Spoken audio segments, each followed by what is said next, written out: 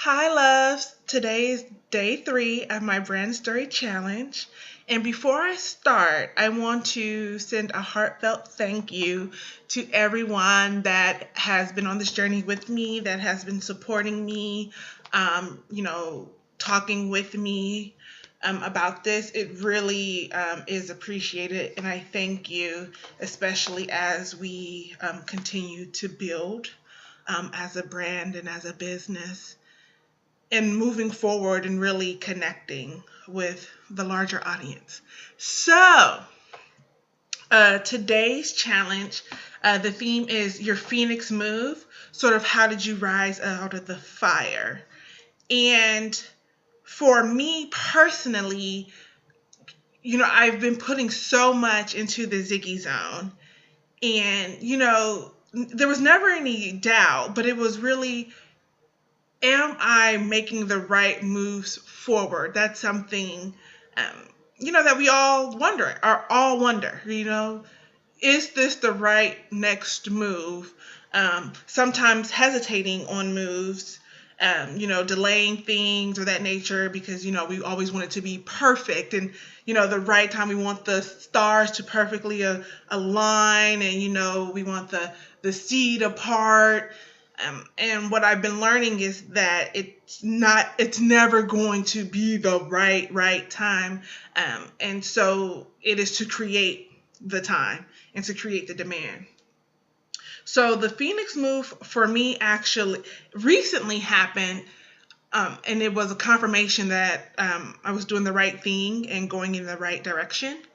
So the Super Bowl was out here. Super Bowl 50 was out in, I say the Bay Area because it wasn't in San Francisco. The Super Bowl itself was in Santa Clara. Like, let's be honest. I digress not. But a lot of the activities were in the city.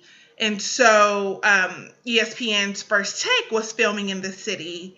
And I was like, I'm going to go to First Take. Like, I love First Take. I watch it just about every morning. If not, I record it and watch it later in the day.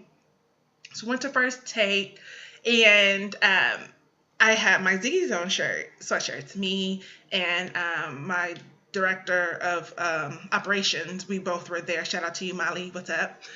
So we were there at the First Take, and we had these really cute shirts, which will be on sale. So visit www.theziggyzone.com to purchase your signature, the Ziggy Zone sweatshirt, crew neck.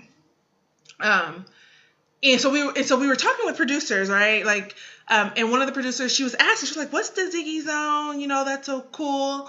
And it was just me and Molly, and we were the only girls there that we weren't attached to guys. So there were a lot of women there. Not a lot. It was probably about 10 or maybe less than 10.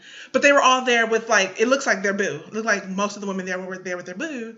And it was just me and her. And, we both have a love for sports. And so the producer was like, "Oh, that's so cool. Like, we definitely need more women represented."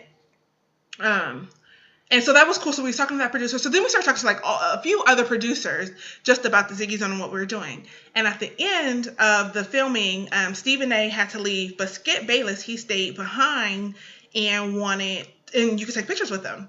So as we waited in line, we were obviously talking to more producers, because we were the last 2 people in the line, which was a blessing in of itself, because I think we had a lot of time to really connect with the staff of ESPN. And so right after we took our picture with Skip said, he asked about the Ziggy Zone, right? He inquired because, like, what's going on? So we told him, and he said, "That is a great thing that you're doing." He was like, "That is awesome."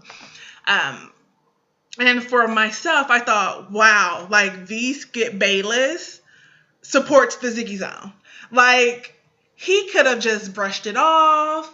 He could have just said, "Oh, okay," but he was really enthusiastic about it. Like, ask Motley, I promise you that he was super enthusiastic about it.